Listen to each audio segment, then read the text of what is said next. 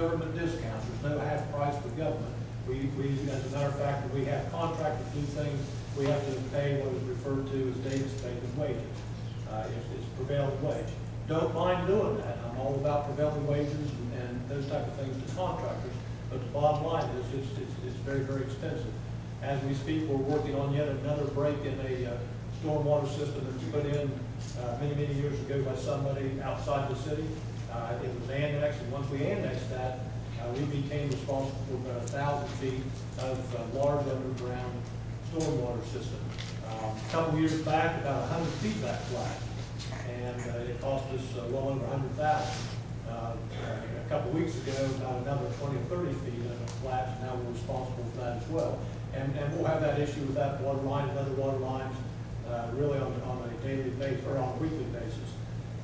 This deal recently cost about $2,600 a linear foot to repair when you're talking about contracting, because it's about 20 foot deep. We don't have the equipment or anything else to go 20 feet deep, and therefore we have to go out to a contract on that. So again, comes at a huge, huge cost. Snow removal is always a sticky point. Again, a couple years ago, salt was $48 a ton. The next year, it came to $110 a ton. Told it was a shortage in the United States. That's what that's about. And nevertheless, we had to pay the bill. Cost us over $100,000 more than we were expecting in that budget year, and that's why we went to the issue in the area of not salting every single street. We salted just about every street, but even salted alleys because we were trying to get the sanitation truck through. I had to go to a snow map. We did that not to inconvenience people. We did it for the sheer sake of, instead of using 3,000 tons, 2,500 to 3,000 tons of salt, we could use a little bit less of that, and it's worked out fairly well. Not the greatest, but fairly well. Memorial Bridge, we have 2 full-time employees and 32 part-time. 32 part-time means that they have no benefits and so forth. Generally, they are retired people or people who need an extra job. With the raise in the bridge, it'll bring in about $1.8 million this year is what we're anticipating. Now, getting back to the Memorial Bridge, let me say this about that endeavor. When the city took that 10 or 12 years ago, whatever it was, they had good intentions. They saw a bridge that cost about $1 million to operate, and it brought in about $1.4 million. They saw the opportunity to use the $400,000 a year to put into streets, put into thoroughfares, the main thoroughfares that the state didn't get to. What they didn't really know is they knew they were taking an old bridge, but what they didn't know was what was going to come at them with maintenance. The one thing that has happened in the last few years was the Minnesota bridge collapse, 4-lane bridge.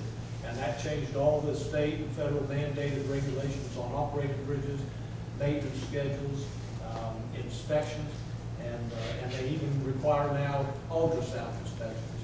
When they started doing ultrasound on the Memorial Bridge, they found flaws that were likely there when the bridge actually was constructed in 1955. So that bridge is always going to be an issue.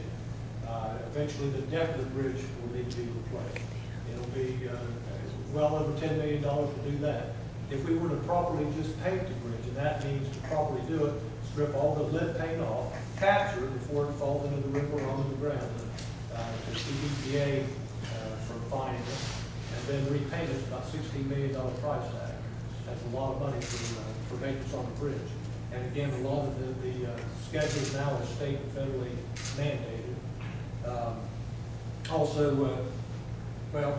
Going back to that one slide a minute ago that talked about parks and recreation, I'll just touch on that briefly.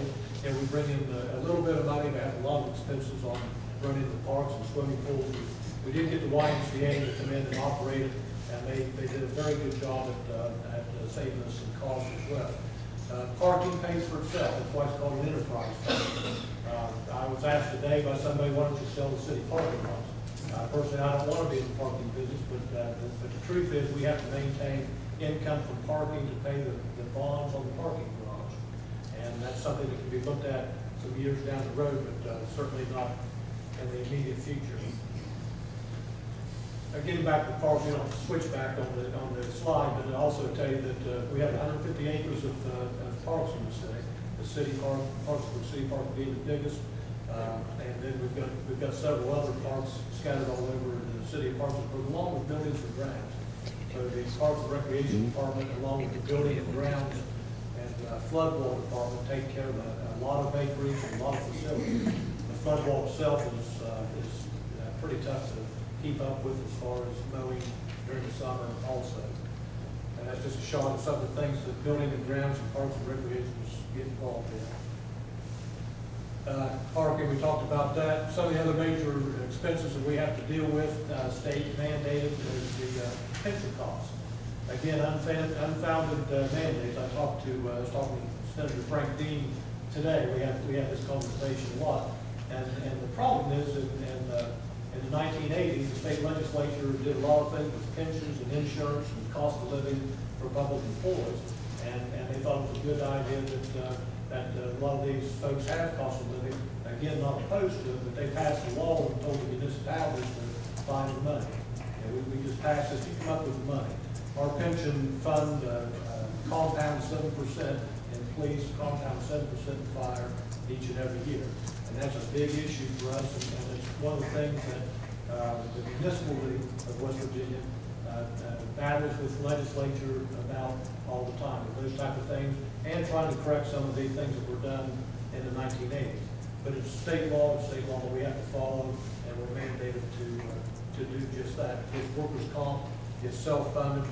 We keep a pretty good handle on workers' comp actually, and it doesn't cost us too much money annually. Economic and community development. We do a lot of that. We try to do a lot of that. Cities, that's what cities are all about. We're trying to do things to bring new business into a community, because the more new business that you bring in, the better the tax base is, and which offsets what the citizens who live in a municipality have to pay for. Construction of the new Blue Cross Blue Shield building was a big issue. It's a big issue for a couple of things. First of all, people don't know it, but the Blue Cross Blue Shield building is the first large non-government building built in downtown Parkersburg in an entire generation. The last one was the United Bank building in 1974. So that's why the Blue Cross building was a big deal. It's also a big deal because it kept 700 jobs in downtown Parkersburg. We, City of Parkersburg, had a hand in making sure they built a 7th Market. First of all, we were able to make it, to put together a deal where we owned some of the property, 7th Market, gave it to a development authority to make it a more attractive site. And we also used $300,000 of community development block grant funds for the construction of that as well. And I'll talk about what community development block grant funds are used for here in just a little bit. But then more importantly, what it did is it allowed for other small businesses, small restaurants and shops to stay in downtown, and more importantly, since then, open up downtown. And we're excited about that. We're excited about West Virginia University of Parkersburg coming downtown. That brings, and we will put some money into that out of community development block grant, because that's what that money is for. It's for economic development. It's for things that create new jobs. Can't use it for anything else. We're not allowed to take federal money that is meant for low to moderate income or for job development and use it to balance our budget. That's been tried in cities, and the penitentiaries are full of city officials